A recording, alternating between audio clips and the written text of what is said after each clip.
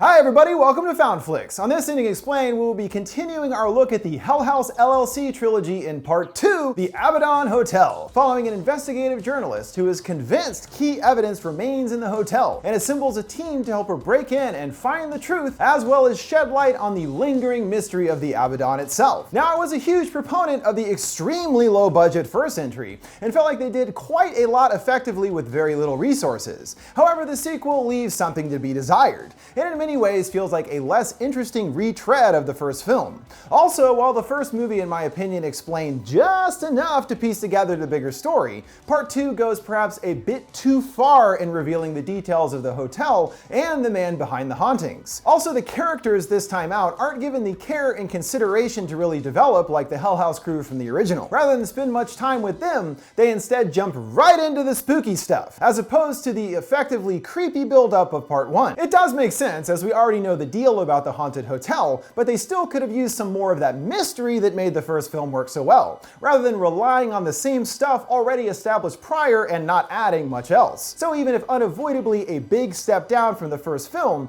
it still wasn't so bad really, and at least is still full of many well-done found footage scare gags. And it does fill in some missing pieces from the original group story, which I did like, and does add quite a bit of history and mythology to the Abbadon Hotel and its cult leader owner that could be considered helpful in filling out and understanding the series' grander plot. So let's return to the haunted Abbadon Hotel for a second time to learn what happened in the aftermath of the first film, the effect the release of the HELL HOUSE documentary had on the public, learn all about the new investigation into the hotel, and explain the complicated / convoluted ending that fills in even more lingering blanks about how things come together in the series' expanding story. For the documentary that frames HELL HOUSE 2, the footage this time was compiled by someone called Russell Wynn, who we only briefly see at one point, but will be prominently appearing in HELL HOUSE 3 based on the trailer. Now, since the release of the first HELL HOUSE documentary, the Abbadon Hotel has become more renowned, with more curious explorers than ever paying the haunted location a visit. We see some of the victims that have ventured there, starting with young Jackson, last seen breaking into the hotel, and after his disappearance, his parents started receiving strange videos and text messages from their son, with the signal coming from inside the Abbadon. The text they get encouraging his family to pay it a visit for themselves. As was established in the previous film, the hotel and its evil inhabitants are all about luring clueless people there to claim their souls. Seeing more examples, like another kid, Cameron, busting in on a dare, who was actually streaming the whole thing on Facebook. Once entering, he stumbles across someone standing in the staircase, only seeing their legs, and Cameron freezes in place, and they both stand completely still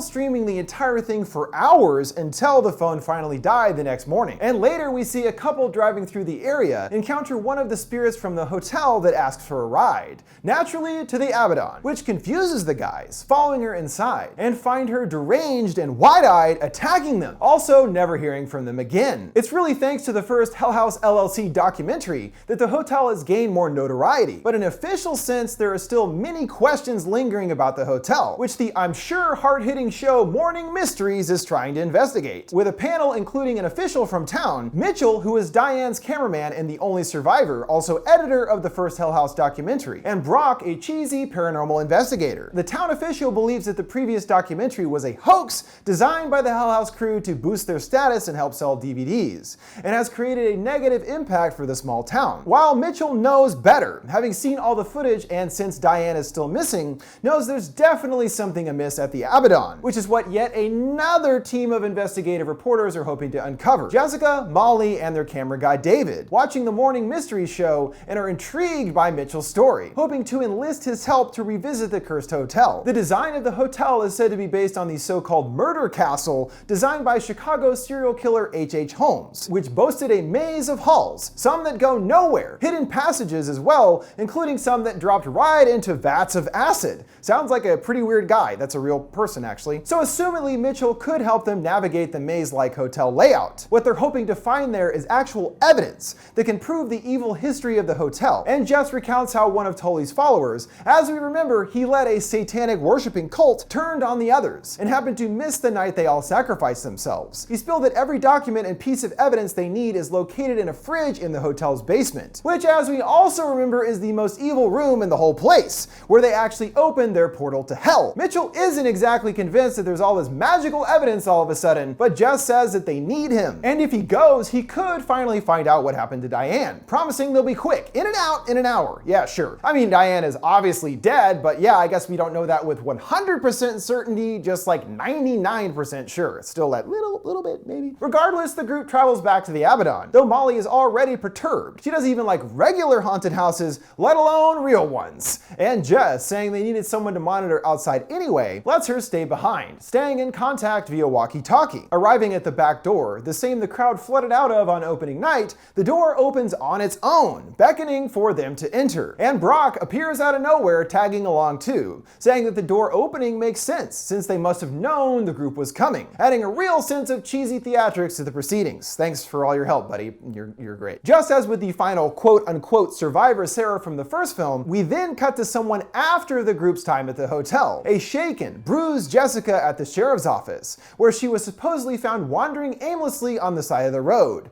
and had been missing for 5 days. She doesn't answer their questions, still too emotional to respond, hyperventilating and screaming. Well, based on that, I guess things must not have gone well for them. Back at the hotel, the group decides to split up, Brock and his cameraman going to the dining room while Sarah and Mitchell go to the basement in search of the evidence in the fridge. Walking through, they find some Latin written on a wall. Est aperta porta. Well, that was a great accent, meaning the door is open, which they don't know the translation of, but it's enough for David to start getting worried already. And as we know, the door is open, the portal to hell. Brock and his cameraman enter the dining room, and unlike with the Hell House crew, this time the ghouls don't waste any time spooking them before getting down to business. Moments after entering, several nooses suddenly appear in the room, but Brock is undeterred, sitting down to question the spirits with a planchette, crafting a simple yes or no on a table to get answers. He asks general questions about who he is speaking with, getting no over and over. Malcolm at one point panning over to the bodies strewn around,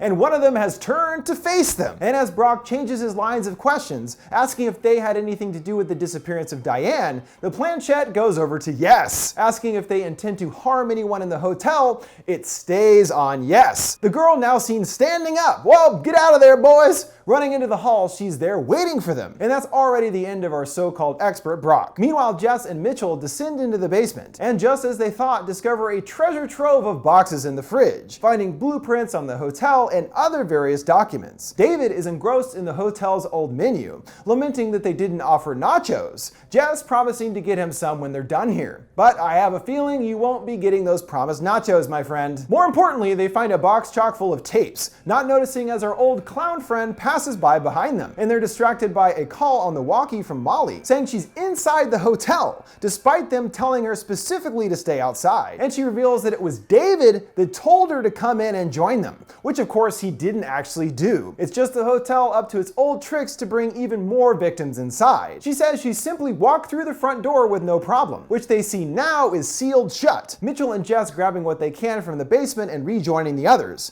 calling this a mistake and ready to leave immediately, which as we know ain't gonna be so easy. And as Mitchell considers, the evidence they found is what lured them here in the first place. Again, it was the hotel reaching out to them to bring them back here. They decide to look for Brock before leaving, finding him and Malcolm hanging in the dining room. On the table, yes, scrawled repeatedly into the surface. Now really ready to get the hell out of here, they make it to the exit door, and it is wide open with only a simple obstacle to pass. The clown guy propped against the wall, taunting them without moving a muscle. Mitchell tries to reassure them that it's just a prop and can't move, but guess what, it does, and the door slams closed, sending them scurrying back into the hotel. At one point, they see a chalkboard of guests staying at the hotel, with the date of October 8th, 2009. Again, opening night of the Hell House haunted attraction, which was actually several years ago. Everyone in the group here now is listed along with coordinating room numbers for each, and surprisingly, another name is on the list, Russell Wynn, the person who is editing the footage we're watching right now, indicating that the hotel must be expecting him to be paying a visit soon. Finding the other ways out impenetrable, they encounter a group of mannequins, and at least one proves she's alive, blinking at them, taking cover in a room and barricading the door to keep her out as she bangs on it from outside. We then abruptly return to the Morning Mysteries talk show, where the subject turns to Alex, the leader of the Hell House crew,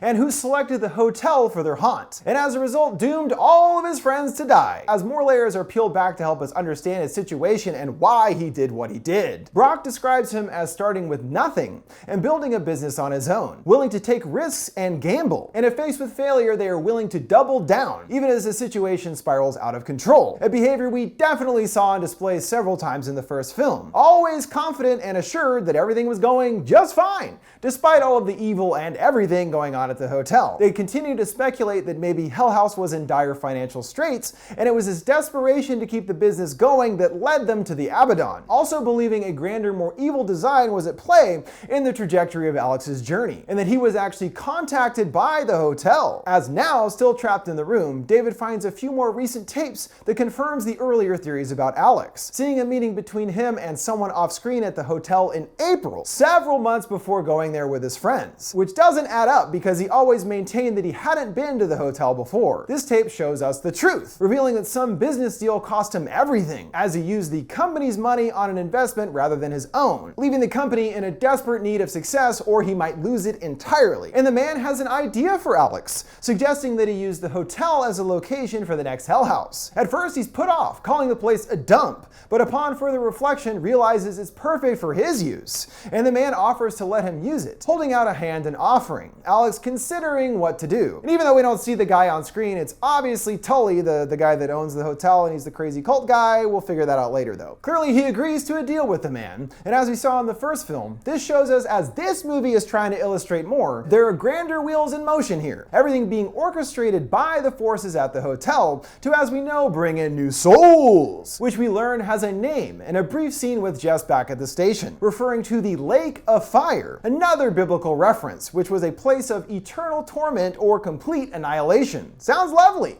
In this case, seemingly referring to Tully's ever-expanding followers in hell. The group is forced to finally get a move on with the lights cut out suddenly. Then when flicking back on, the chest blocking the door as well as Molly have disappeared. A note left behind informing them lovely Molly is down in the basement playing with her friends, sending them down into the bowels of the beast and source of evil. There they find the clowns have taken Molly hostage, one holding a knife to her throat. David tries to assist her, but is distracted by the nearby wall cracking open, red light and robed minions pouring out. He flees, and we're unable to make out much in the relentless strobes, except for the main clown guy coming closer and closer. And when the lights come on again, he's right in David's face, the camera glitching off. Ah, dang, so much for those nachos, but I was really pulling for you. Mitchell runs into another spirit sitting on her phone, her voice changing to a demonic growl as he passes her by, continuing on, saying, "We're dead already, and they took us to hell," making it pretty obvious what's going on. He turns back, and she attacks him, dropping the camera to the floor. As Morning Mysteries wraps up, Mitchell vows that he will never set foot into the hotel, no matter how much he wants to find out what happened to Diane, but does admit to having a certain curiosity about it as well, an answer which the town official guy approves of. And in a strange turn of events, the show gets a call from the actual Arnold Tassler, apologizing for missing the interview as he got into an accident, meaning the guy on the show wasn't actually who he said he was. That's right, he's yet another spirit from the hotel, and as we come to learn, is Tully himself. As Mitchell now returns to the dining room, he finds the bodies of Alex and Max seated at the table, along with Molly and Jessica bound up in chairs against the wall. Tully then joins him, calling off screen. Mitchell, now realizing the man he was on TV with has actually been dead for some time, and hands Mitchell the camera back, allowing him to capture his grand evil speech that he decides to unleash for some reason. He goes on to explain that all he ever wanted was more guests, listing off how the others have come, including Alex and Diane. Mitchell attempts to put the camera down, but Tully won't allow it, informing him that it's time for him to make a tough decision, as they have to keep the dominoes falling to keep the hotel open. He declares the hotel never truly shut down, and that his death 30 years ago was in fact a grand relaunch,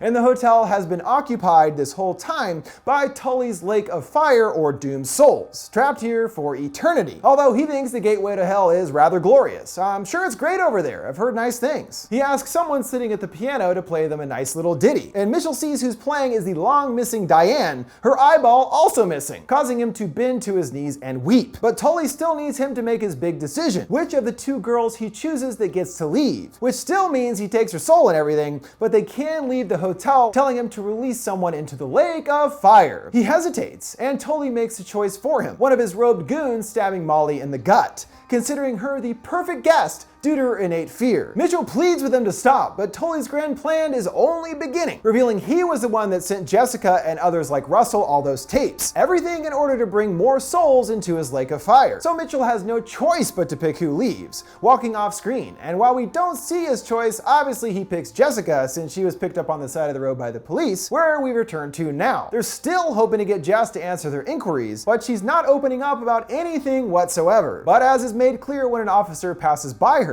face changes to a ghoulish and cut up appearance, making it abundantly obvious that she is another of the hotel's souls and was indeed killed as well. Reverting back to normal, she finally drops a kernel to the officers, uttering that she was at the Abbadon, encouraging them to check it out for themselves, setting once again in motion more people to become victims of the Abbadon and the Satan-loving spirit Tully. And from what I can tell, in part 3, the finale Lake of Fire, we'll be seeing Tully's big plan finally come to fruition. Our final mid-credit scene revisits that meeting between Mac and Alex, where he spills the beans about their financial woes. As Alex begins to boast, Abbadon is what will give Hell House a second life, getting Mac to agree to not tell the others about the hotel, as well as why they left the city. He relents to back him up and not tell the others the truth as they arrive at the diner. This was Alex's big reason that was cut out in a glitch in the first movie. Mac spills his secret in order to get Tony to stay, and now we understand that it was being out of options and working with the ghost of Tully, which I doubt he realized he was doing at the time, that led to their fates. It was this that forced him to be unwilling to ever give up on making things work, which ultimately turned out absolutely horribly on opening night, with not only all of the visitors' deaths, but also the deaths of the entire crew as well. It does feel like the ending explains way too much about Tully and the whole evil hotel and everything,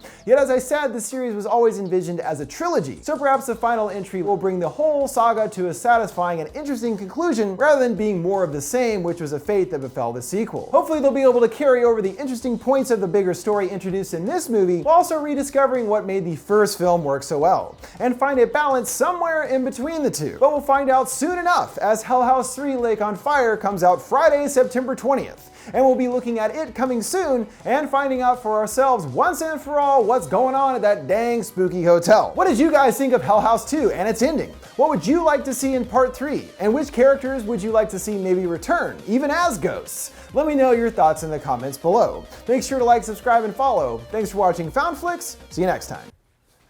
Whoa! Actually, I haven't done that before.